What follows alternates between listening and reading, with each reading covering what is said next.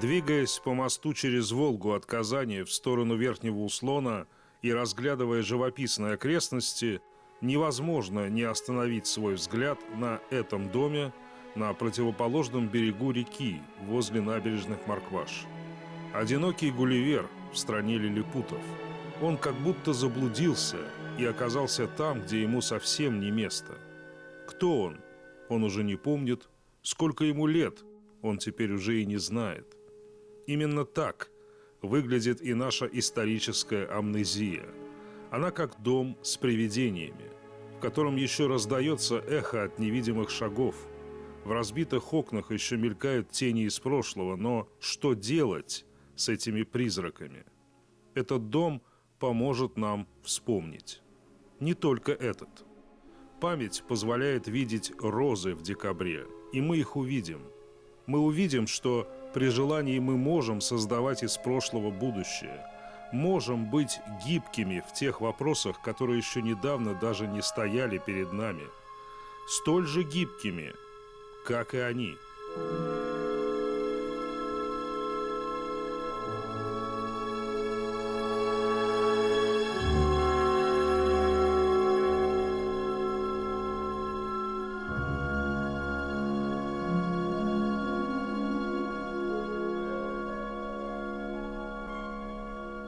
«30 лет. Они смотрят друг на друга. Один с надеждой, другой свысока. Кажется, что они ровесники.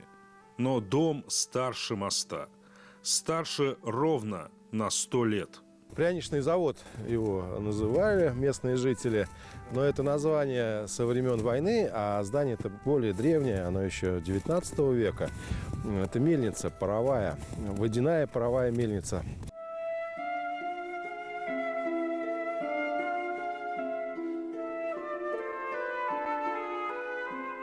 Мельницу ввели в эксплуатацию в 1892 году. Купец Кузьма Иванович Романов установил на ней бельгийское оборудование и паровые двигатели мощностью в 4 лошадиные силы.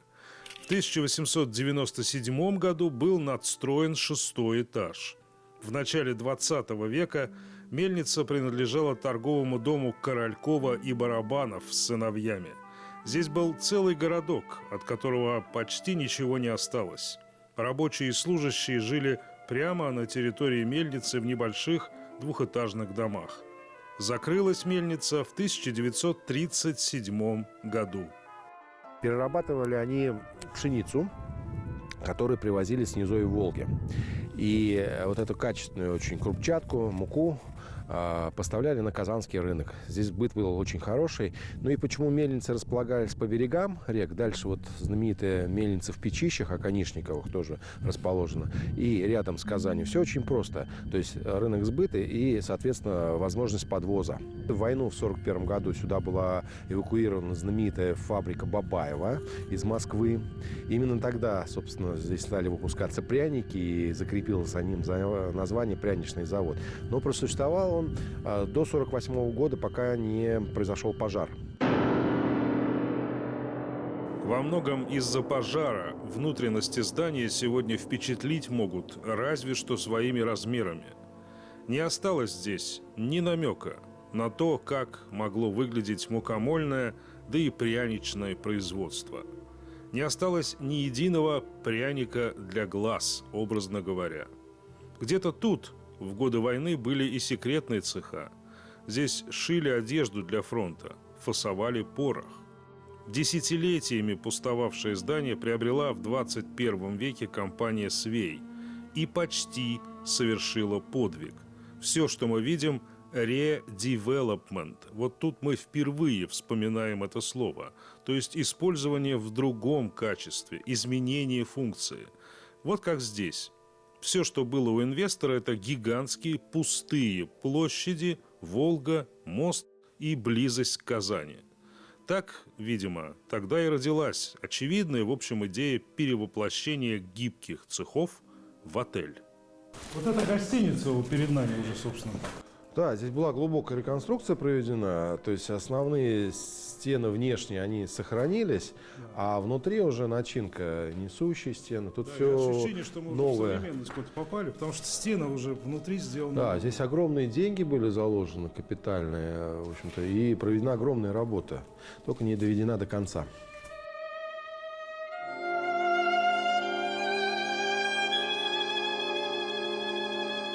Когда был пожар, тут все перекрытия деревянные были, они рухнули, вот, и фактически бетонную новую конструкцию сделали, плиты перекрытия, которые вот вы видите, мощные, и так вот прям под 6-й этаж. Ну, то есть это все очень разумно, главное сохранность здания с внешней стороны. Вот. Понятно, что реконструировать его в прежнем виде смысла не было, вот, но это очень грамотное приспособление. Но случился очередной пожар. На этот раз вдали отсюда. Погорела компания-застройщик. И стройка встала. И очередной виток знакомой истории. Опять забвение, холод, мрак, мародеры. Этот дом как будто перемалывает в муку любые попытки его эксплуатации любыми пионерами. Тут неподалеку, кстати, долгие годы и был пионерский лагерь.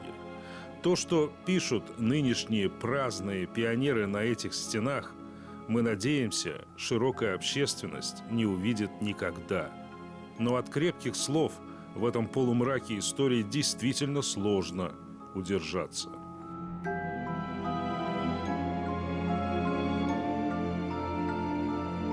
Как бы то ни было, а будущее дома хоть и туманно, но вполне теперь представимо. Пряники здесь печь уже невозможно, а вот представить себе гостиницу несложно. Или гостиниц с пряниками и небольшим музеем места. Был бы большой подарок любителям старины. Я думаю, что она будет пользоваться популярностью, круглогодично причем. Место исключительное. И по транспортной доступности, и по красоте. Выбора просто другого нет. Мы становимся сами крепче. Вот. И наши связи с прошлым и будущим самое важное. То есть вот мостик пробрасываем. Вроде казалось бы, вот здание, что там, в них снесем, мы лучше построим. Нет, чувство старины, оно, это, знаете, как щитовидная железа. Она маленькая, но очень важная. Этот дом – одно из лучших воплощений того, о чем не только у нас, во всем мире вспоминать начали совсем недавно. Промышленное наследие. Вот так оно и выглядит. Сколько его у нас? Несметное количество. Одних только мельниц сколько.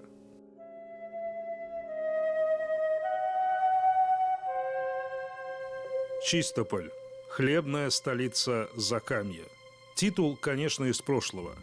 Именно чистопольские купцы когда-то раньше других смекнули, что крупа и мука дороже и надежнее зерна. Чистополь, как благоустроенный уездный город, возник именно на хлебе и воде. Мельницы обеспечивали купцам, а значит и городу, когда-то это было взаимосвязано, благосостояние, а река давала удобные транспортные пути.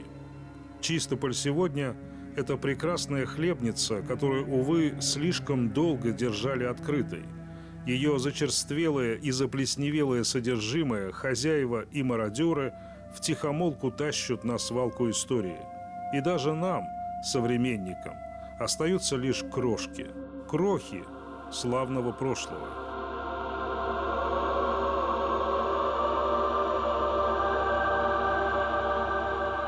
Правда, запах еще остается. Вот и дом усадьбы Лихачева на улице Карла Маркса еще дышит. Здесь еще пахнет чем-то, кроме непрошенных гостей. Мы несколько раз бывали в этом доме. Несколько раз фиксировали его мрачное настоящее. Мы устремлялись в первую очередь, конечно, туда, где жили люди, пропуская нечто не менее важное зачастую. Это можно и нужно исправить.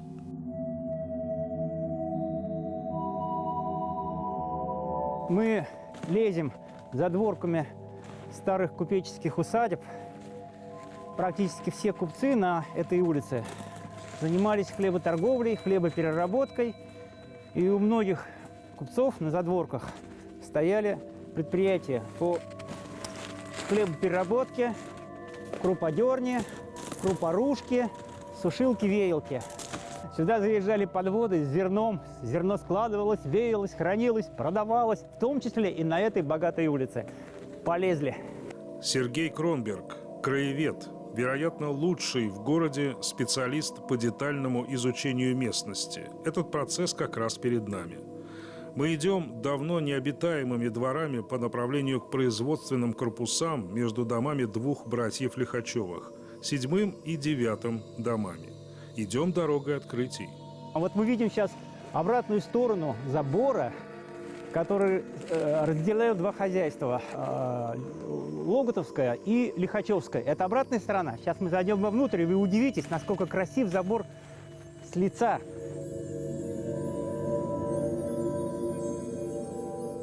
Вот как надо любить свой город, любить красоту, чтобы окружить себя, даже там, где не видят люди, проходящие по улицам, окружить себя этой красотой. И вот на таких задворках можно найти немало удивительных совершенно сооружений. Сейчас мы до них дойдем. Смотрите, какая красота. Эти были производственные помещения, по-видимому, Якова Степановича Лихачева, потому что это вот его особняк стоит там впереди на улице, а это его дворы. Вот. Судя по решеткам, таким монументальным, это были производственные помещения. И по расположению проемов, через которые подавалось, выгружалось зерно. Они, видите, на втором этаже какие-то двери непонятного назначения, явно были лестницы. А вот то здание вообще практически в хорошей сохранности и удивительно интересное по архитектуре. Производственно-складской комплекс во дворе дома номер 9 принадлежал, вероятно, Якову Степановичу Лихачеву, хлеботорговцу. Потому и определить назначение нетрудно. Множество подсказок повсюду. След видим такой круглый на стене. Колесо от телеги? Возможно, было поверье на часть вешать колесо от телеги, что был большой приход зерна. Действительно был так? Да, конечно. Подкову сейчас вешаем, а не колесо от телеги.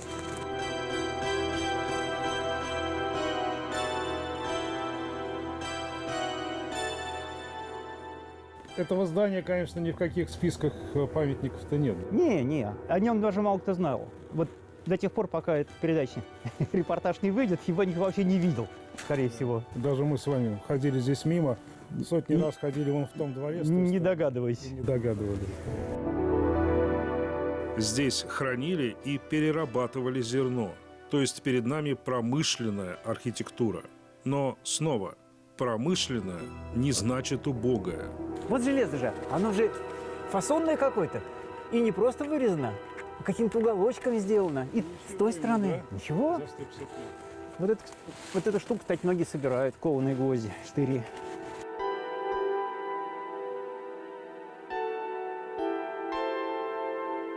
Вот обратите внимание, оно прокованное не просто так.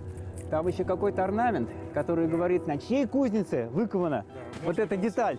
Да, я встречал лапки вот такие вот, я встречал волны, вот, а тут вот какие-то ромбы. Вот это я первый раз вижу.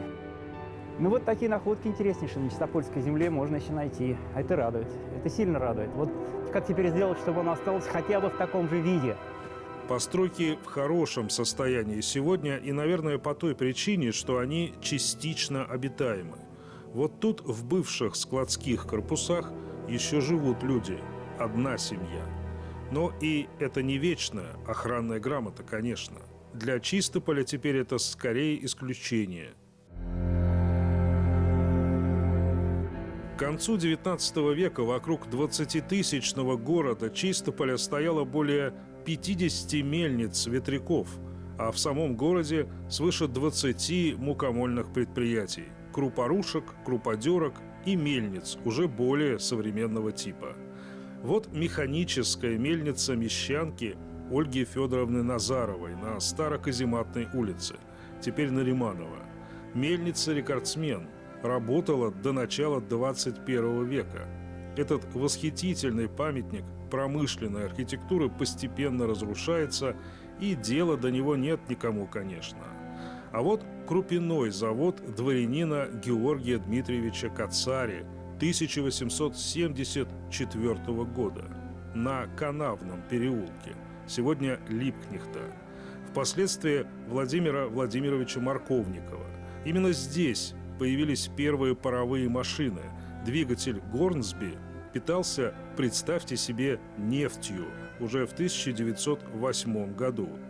2,5 тонны ржи в сутки перемалывали всего 14 человек в 2 смены. Вот мы видим по остаткам балок, что второй этаж был перекрыт. Видите, явно была крыша. И это более позднее заложили проем. Здесь, естественно, уже культурный уровень сильно подрос. Заезжали вазы, заезжали телеги, заезжало зерно, разгружалось вправо и влево. Здесь были обширнейшие территории. Этим корпусам 150 лет. Архитектура на первый взгляд не кажется изысканной, но это если не присматриваться или смотреть, но ничего не видеть. Небольшая часть помещений не пустует, но назвать это путешествием от хаоса к порядку мы не можем. Ну, видим, автоэлектрика, диагностика. Тут пока так, стихийное, так скажем, использование памятника, да? Пациент скорее жив, чем мертв, но недолго.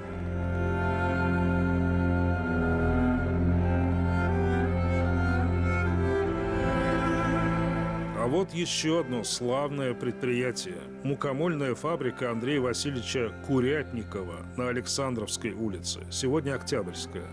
Из 9,5 миллионов пудов зерна в год, которые производил весь город, а это страшные цифры, 5% делали здесь. Это 4000 пудов зерна в сутки. Паровой двигатель был и здесь тоже.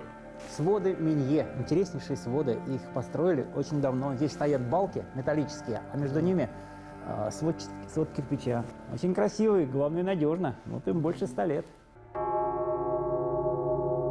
73-й год. Фантастика. Мы это мы с собой заберем, наверное.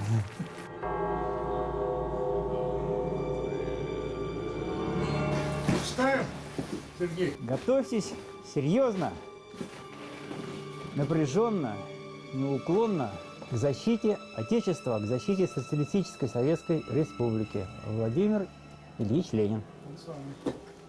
Кажется, что лет 100 уже даже этой штуки, да? Раритет. Здание начала 20 века давно пустует. Давно – это лет 10-15. Для клинической смерти вполне достаточно. Последний жилец, автошкола ДОСААФ, съехал в 2000-х. И решать, что делать с этим домом, придется. Это объект культурного наследия. Проблему не решить экскаватором. А здание огромное. Здесь целый мультифункциональный комплекс можно разместить. У меня какие-то были мысли, как его использовать. Дело в том, что в Чистополе достаточно много людей, которые занимаются в танцевальных кружках, секциях, в том числе и там серебряного возраста. Есть музыкальные ансамбли, которым негде репетировать, которые ютятся там кто в гараже, на самом деле, кто еще где-то, которые с удовольствием поимели бы свое помещение, в котором когда-то собирались, выступали, небольшие камерные студии, фотовыставки можно проводить. Вот музыканты, художники, литераторы, литературные кружки у нас есть тоже, вот кто где. И плюс еще сделать развлекательную зону для детей. И не просто такую зону сделать, а чтобы дети могли по этому зданию ходить, устроить здесь переходы, вверх-вниз, лестницы, люки, неожиданно открывающиеся, и попадаешь ты, например, в кафе, где пирожные продают для детей, или кафе мороженое, там, или еще чего-то. Объяснить обществу ценность этих памятников можно, наверное, только одним способом – привести их в порядок и вдохнуть в них новую жизнь. Побольше необычного, как говорил Остап Бендер. Одну башню во Франции когда-то тоже называли чернильной кляксой из болтов и железа. Сегодня никому из нас не приходит в голову, что Эйфелева башня совершенно не подходит Парижу. Это, мягко скажем, нестандартное промышленное сооружение мы считаем не только символом города, но и его гордостью, его обаянием. Нам же с вами не нужно заставлять себя находить красоту в безобразии. Наши современники французского инженера оставили нам лучшие образцы индустриальной поэзии. В Чистополе с этим справлялись своими силами. В Казани было еще больше возможностей. Туда, снова, на заснеженную гладь великой реки мы и отправляемся сейчас.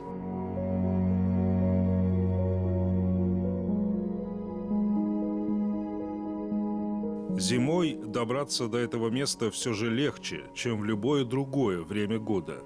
Зимой это по суше, которая и была здесь еще 65 лет тому назад. После разлива Волги и превращения ее в целую сеть рукотворных пресных морей, наш удивительный памятник истории архитектуры, стоявший на возвышенности, оказался на острове. И, вероятно, этим и объясняется тот факт, что он невидим даже для знатоков истории города.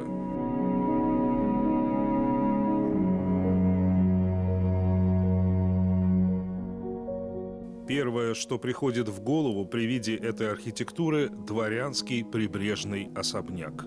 Вот тут и был берег Волги в начале 20 века, когда это строили. Разве не лучшее место для губернатора, например?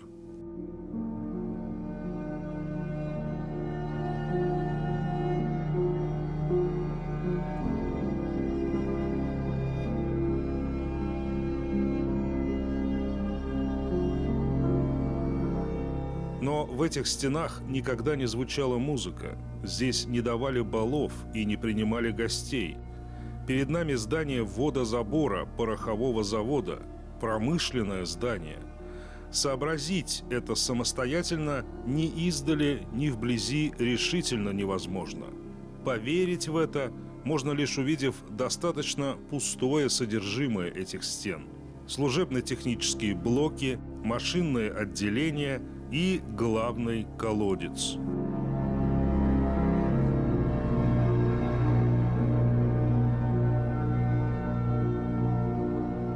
Снаружи именно то, что мы называем архитектурным и культурным наследием.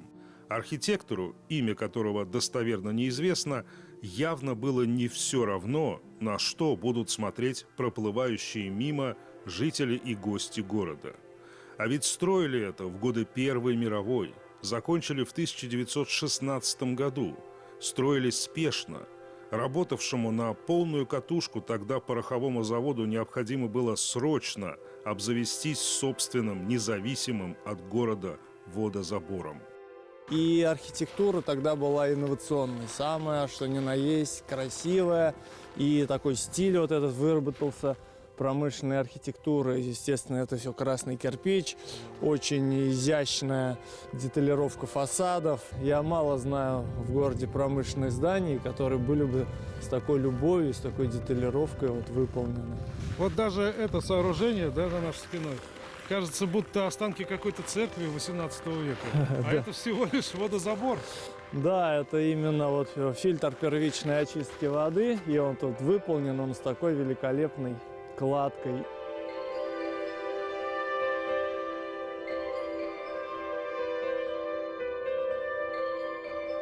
Этот заборный оголовок, выполненный в форме башенки, стоял тогда в русле реки. Сюда и поступала вода. Вот уникальная фотография строительства. Это июнь 1916 года. Отверстие в бетонном кольце для доступа воды. Верхнее отверстие видно и сегодня. Два сооружения, одно в воде, другое на берегу, были соединены не только трубами, по которым вода поступала в машинное отделение, но и тоннелем, который использовали для обслуживания оголовка. Есть свидетельство, что строила бельгийская фирма. И вот эта надводная, изящная часть конструкции – это что-то вроде фирменного знака строителей. Здесь мы еще видим, наблюдаем оригинальную решетку. Крыша оригинальная сохранилась, лесенку кто-то поставил.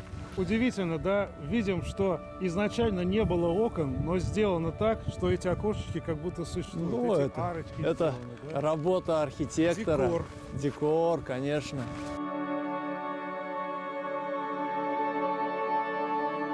Архитектор и архиэксперт по нашему водному миру Павел Теняев – настоящий хранитель этого памятника.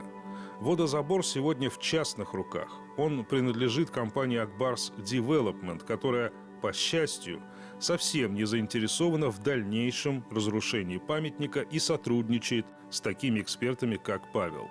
Один угол постоянно подмываемой возвышенности уже укрепили бетонными блоками, но юго-восточный склон не пощадили ни волны, ни люди. Он разрушается слишком стремительно. Это не преувеличение.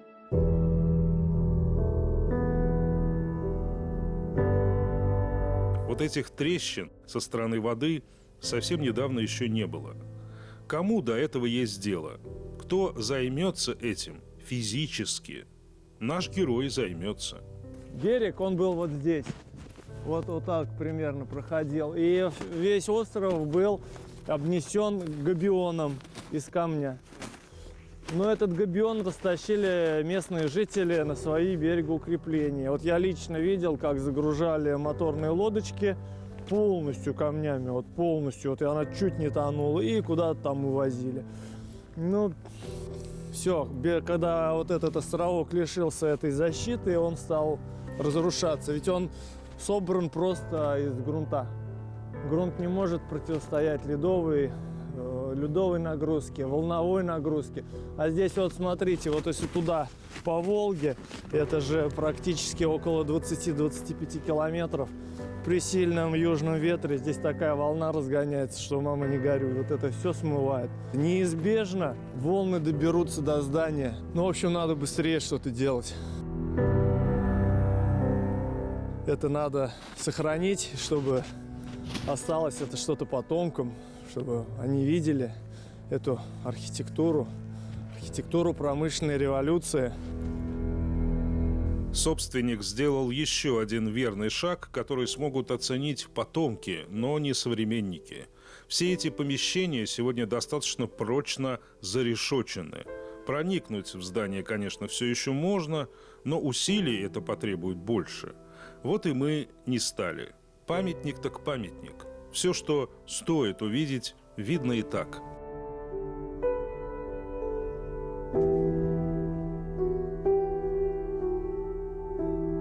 Видно даже туристов из прошлого. 1927 год, Ну да, 55-й. 55. 38-й.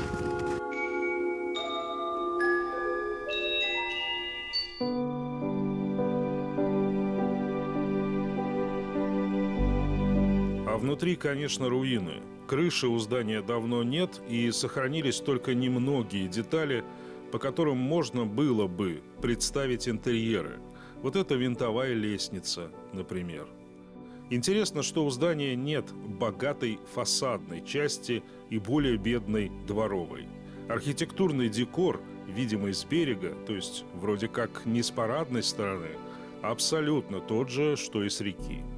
Потерять эти исключительные представления о красоте еще можно, но на дворе уже не 90-е и не нулевые, и у собственника, как и у общества, есть теперь совесть. Предложения разные.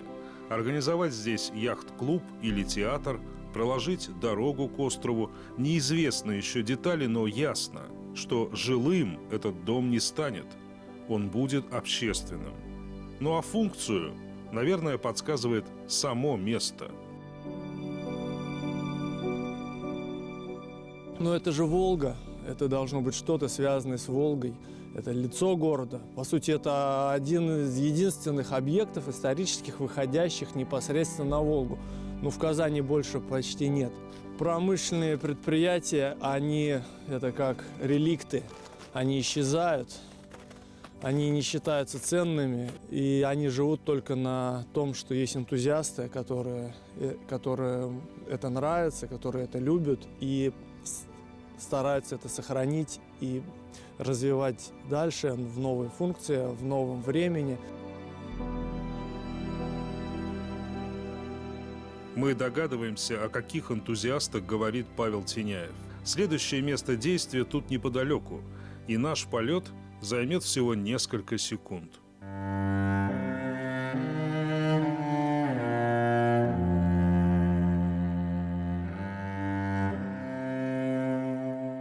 Эти старые корпуса фабрики Алафузова в Кировском районе Казани знает, наверное, каждый. Если они и способны чем-то впечатлить проносящихся на скорости мимо горожан, то разве что своей хронической неустроенностью. Здесь, в этом месте, известном как льнокомбинат, кажется, всегда были руины, которые не достигали ничьих душевных струн. Скучно, невзрачно, о чем тут печалиться. Но феромоны, как водится, все внутри. Вот самая интимная тайна. Спрятанный во дворе льнокомбината трехэтажный дом Котелова 1833 года постройки. Полукамушек. Первый этаж каменный, остальные деревянные. Шикарный шестиколонный портик с фронтоном на фасаде.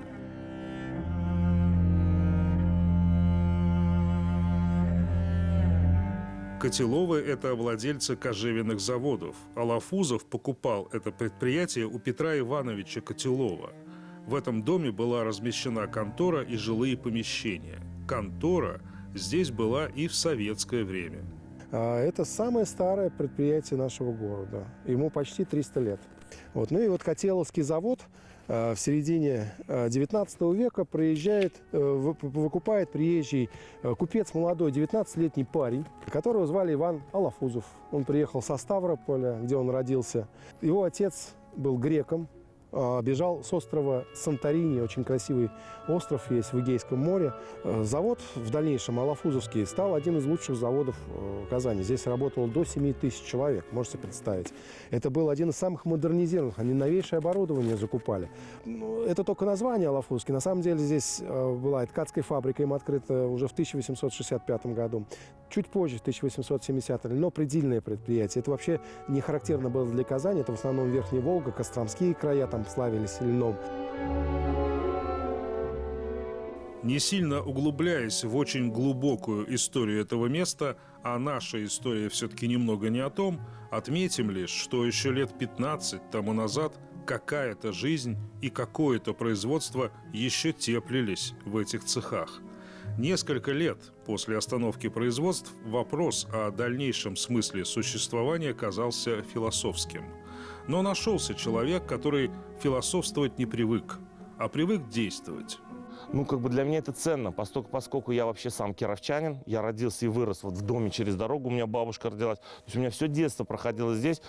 Предприниматель и продюсер Андрей Петулов, человек в Казани известный, основатель нескольких развлекательных заведений и автор множества творческих проектов. Но этот проект, без сомнения, самый творческий в его жизни. Идея родилась еще 10 лет назад.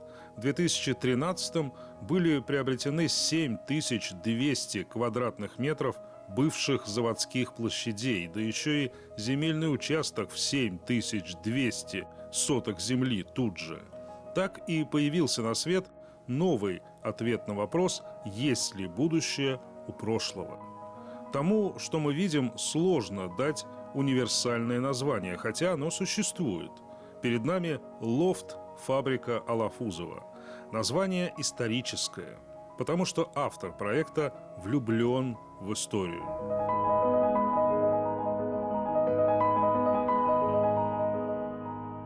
Недавно мы придумали совершенно классное название, которое, мы считаем, очень отражает вообще, нашу фабрика Алафузова. Это арт-реальность, где творческие объекты и явления имеют место и случаются. Каждое слово, оно отражает, что здесь происходит. Здесь действительно очень много разных арт-объектов.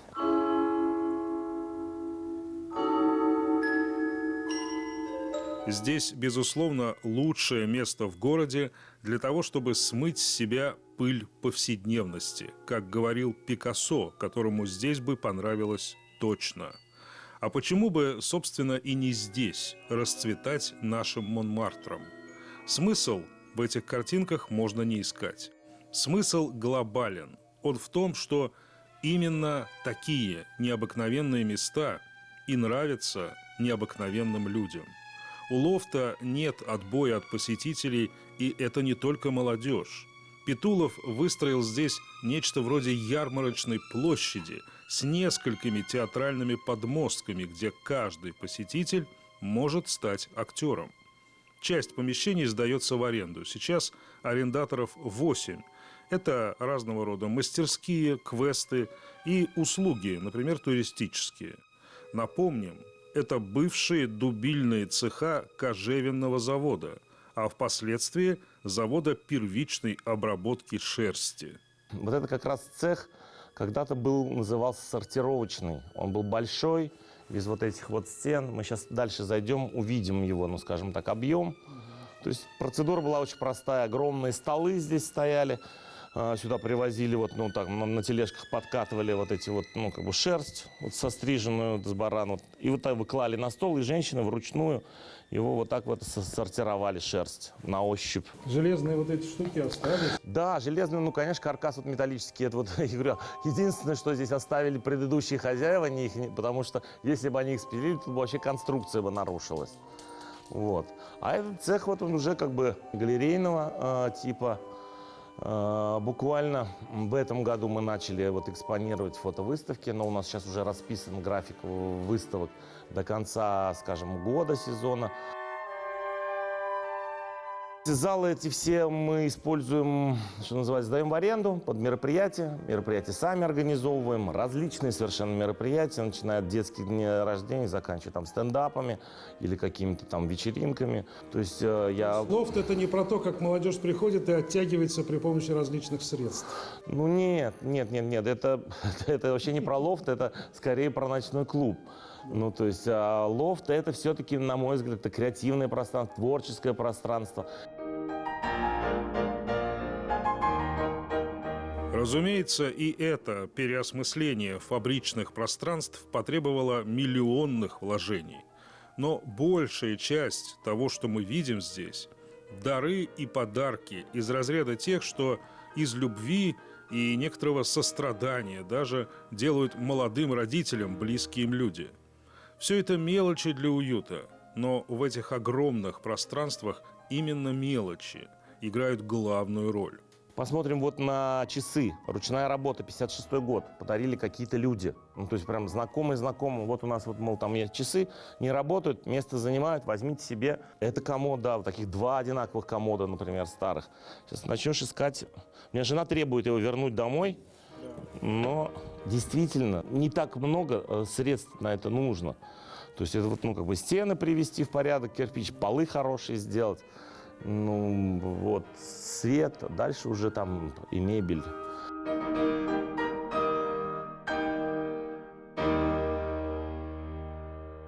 Это самый крупный в Татарстане проект редевелопмента, то есть использование промышленных территорий в иных целях. Отличительная черта таких проектов – сохранение внешней архитектуры при изменении внутреннего содержания. Внешне эта территория действительно нисколько не изменилась, еще и по той причине, что лофт занимает меньшую ее часть. На 19 тысячах квадратных метров заводских корпусов по-прежнему гуляет только ветер. То есть и этот проект есть куда масштабировать, не сходя с места даже. И не то чтобы наш герой мечтает въехать в эти корпуса с очередной необыкновенной идеей. Скорее, он мечтает масштабировать смыслы и был бы не против заиметь в соседях единомышленников. Так нам, во всяком случае, показалось. Масштабироваться, конечно, можно. То есть всю вот эту территорию бывшего льнокомбината, льнопредельных цехов можно было бы освоить и сделать здесь, ну, как бы вот как раз называют кластер или креополис. Ну, то есть, ну, опять же, в духе современных тенденций надо сделать так, чтобы здесь люди могли и жить, и работать, и отдыхать. Для современного, скажем, человека, поколения даже, ну, то есть вот новые вот такие вот объекты, где можно жить, работать, все вместе, они, я думаю, что будут востребованы. То, что касается промышленных зданий, у нас их в Казани достаточно много старинных сохранилось. И отношение к промышленным зданиям было так, поскольку. Ну, это же промышленные, там, что с ними возиться. Здесь можно будет кластер целый, развлекательный, интереснейший организовать на месте старинного предприятия. При этом его сохранить. Конечно, это будет жемчужиной, он заиграет всеми красками. Сюда будет приезжать много туристов. Потому что для Кировского района, я думаю, что Кировский район, безусловно, интересен будет для туристов. Здесь, посмотрите, знаменитая Зелантова гора. Это сакральное место Казани. И, конечно, будет чрезвычайно привлекательное место. Но и вот эти особняки, и эти промышленные все здания, со временем, если их привести в порядок, и новое современное супержилье появится, и все это в тандеме будет очень благозвучно смотреться.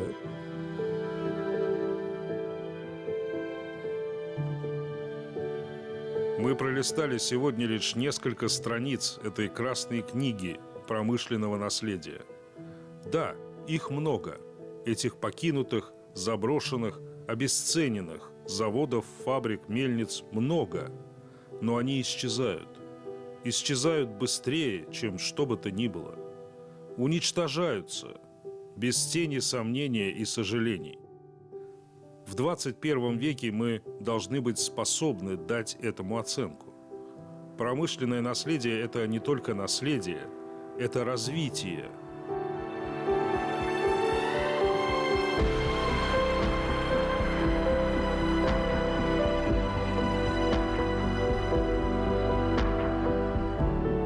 Старые цеха настолько же важны, как и новые.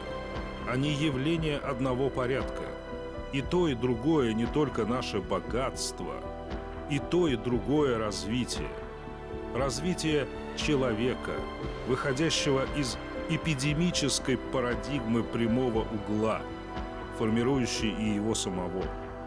Мы не хотим промышленных революций. Мы жаждем человеческих эволюций. Таких перемен требуют наши сердца. Они требуют возможности самовыражения.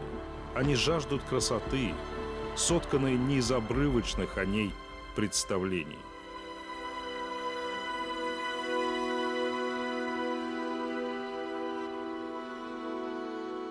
У прошлого есть будущее, и наступит время, когда нам придется выбирать между тем, что легко, и тем, что правильно.